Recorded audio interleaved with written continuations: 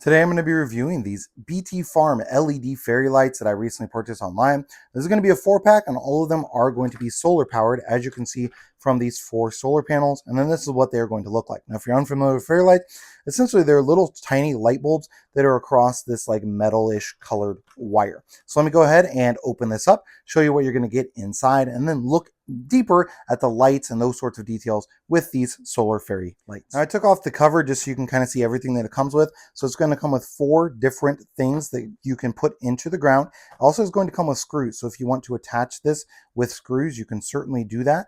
You could use the screws to like hang up the wire or something. You could also use the screws to mount this, right? So you can see right here on the bottom, you could easily use screws to mount that part if you wanted to. And then you can just use this like that. So you can mount it on like on a patio or something along those lines. And this twists, so that way you can adjust this any way that you need to on to there. So that is what that is going to look like. Now, because this is solar, you will have to have it in the dark for it to turn on. So I'm going to go ahead and push on, and you can see what these lights are going to look like. If I turn it up where it's in the light, it's then going to automatically turn off. So this is dusk to dawn, is essentially how this is going to work. So it's only going to come on at dusk, and then it'll shut off when it gets light again if the battery hasn't run out by then. In my experience, you typically will get with these small ones, you'll typically get 4, 5, 6 hours or so before they either get really, really dim or shut off entirely. Then they take the following day to recharge. Obviously, it's going to vary depending on how bright of sunlight they are in.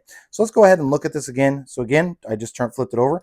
This does have some different modes. So right here on the back, you just click mode, and then it's going to adjust the different modes of these fairy lights.